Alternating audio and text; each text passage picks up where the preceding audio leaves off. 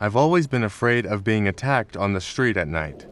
Despite years of working in a bar and coming home late around midnight, this fear had never left me.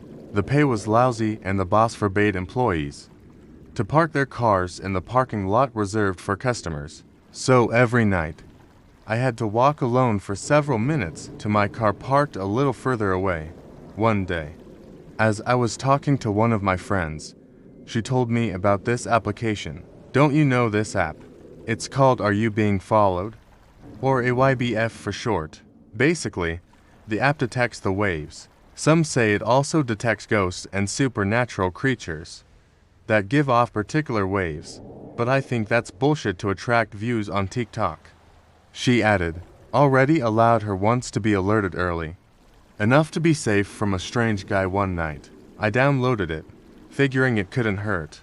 One evening, as I was walking down the street clutching my coat, I felt my phone vibrate in my pocket. It was the app that had sent me a notification, and on the screen simply appeared the message, "You are being followed." I slowed down and looked around. The street was deserted, only the wind sounding in my ears. Perplexed, I continued walking, the sound of my solitary footsteps echoing around me. A minute later, I received another notification. "You are being followed," with no one behind me. I wondered if it was a bug or if this app was literally, and right in front of me was my colleague, Ian, wallowing in laughter. Sorry, I couldn't help it. Here, you forgot your tips." And he handed me a few bills. "Next time you do that, I'll empty my pepper spray in your face. Safe in my car." I finally managed to laugh it off and figured that I just finished a long evening and was exhausted.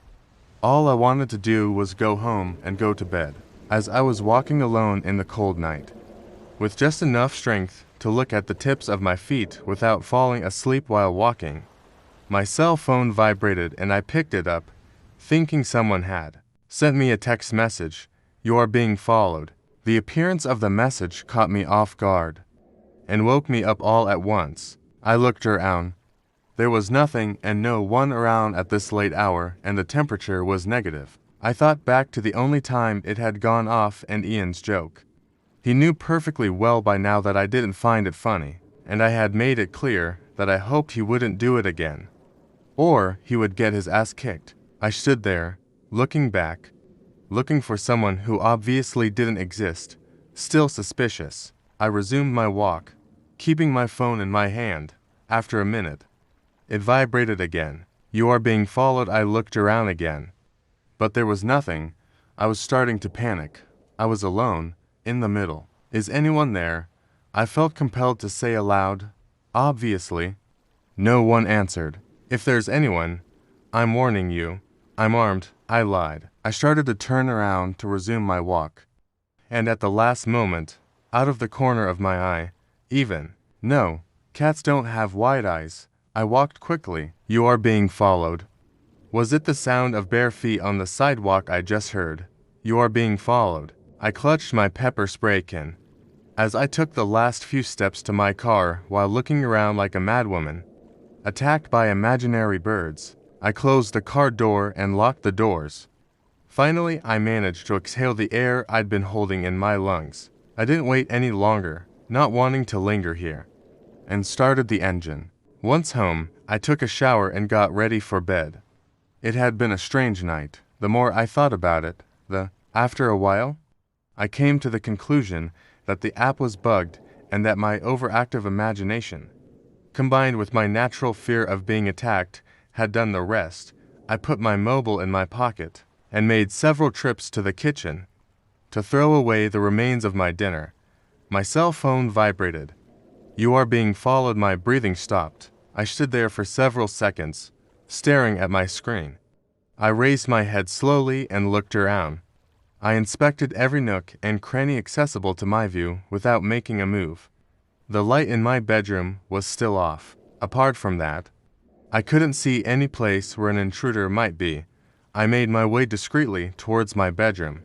"Stop stressing. You said it yourself.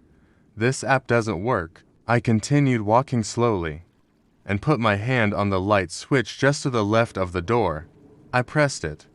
I took a few steps inside, but without a doubt, no intruder, ghost or monster had entered my room. As I returned to the living room, reassured, my gaze was drawn to the window and the night outside, and there I saw the pale face of a creature glued to the glass, staring back at me with the two whitest eyes I'd ever seen in my life. After a second spent trying to understand what I was seeing, the police immediately dispatched a patrol car.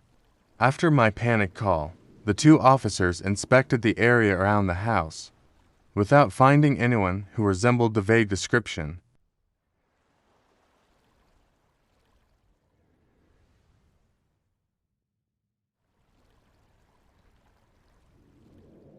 after a while, they had to leave and told me to call back if I ever saw someone at my window again.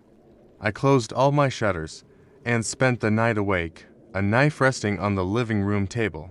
When day broke, I finally got the courage to leave my house, where I'd seen this thing. There were dozens and dozens of bare footprints going from left to right, towards all the other window. I couldn't quite figure out how it worked.